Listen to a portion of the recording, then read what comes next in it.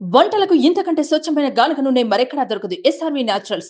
Orders కై screen పై number కి call చేయండి. పాలనలో సీఎం రేవంత్ రెడ్డి స్పీడ్ పెంచారని చెప్పుకోవచ్చు. పార్లమెంటు ఎన్నికలు ముగిశాక ప్రజలు అమలు చేయాల్సిన హామీలపై దృష్టి సారిస్తున్నారు.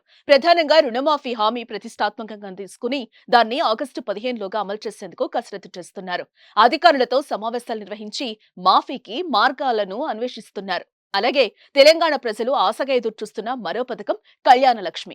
ఈ పథకం కింద నిరుపేద యువతల కోసం వివాహాల కోసం ₹1,00,000 ఆర్థిక సాయంతో పాటు తులం బంగారంగా ఇస్తామని కాంగ్రెస్ హామీ ఇచ్చింది.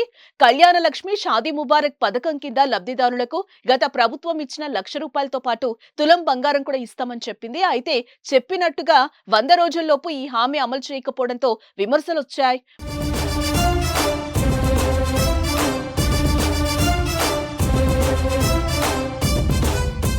మొన్నటి లోక్సభ ఎన్నికల ప్రచారంలోనూ కాంగ్రెస్ బీజేపీ పార్టీ నేతలు ఈ పథకాన్ని అమలు చేయట్లేదంటూ తీవ్రస్థాయిలో ప్రభుత్వాన్ని టార్గెట్ చేశాయి.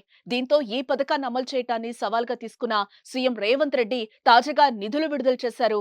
కళ్యాణ లక్ష్మి పథకాన్ని అమలు చేసేందుకు 2024-25 ఆర్థిక సంవత్సరానికి 725 కోట్లకు ప్రభుత్వం అప్రూవల్ ఇచ్చింది. ఈ మేరకు ప్రిన్సిపల్ సెక్రటరీ బుర్రా వెంకటేశం శనివారం ఉత్తర్వులు కూడా విడుదల చేశారు. ఎన్నికల కోడ్ పూర్తయిన వెంటనే కాంగ్రెస్ పార్టీ హామీ ఇచ్చిన విధంగా కళ్యాణ లక్ష్మి పథకం కింద ₹1,00,000 ఆర్థిక సాయంతో పాటు తులం బంగారం కూడా ఇచ్చేలా ప్రభుత్వం ప్రణాళికలు రచించినట్టుగా తెలుస్తోంది. ఈ మేరకే నిధులు కూడా విడుదల చేసినట్టు పార్టీ వర్గాలు భావిస్తున్నాయి. మరోవైపు 6 గ్యారెంటీల్లో మిగిలిన హామీల అమలుపై కూడా రేవంత్ రెడ్డి సర్కార్ దృష్టి సారించిందని చెప్పుకోవచ్చు. త్వరగా వీలైనన్ని హామీలు నెరవేర్చేలా కసరత్తు చేస్తుంది ప్రభుత్వం.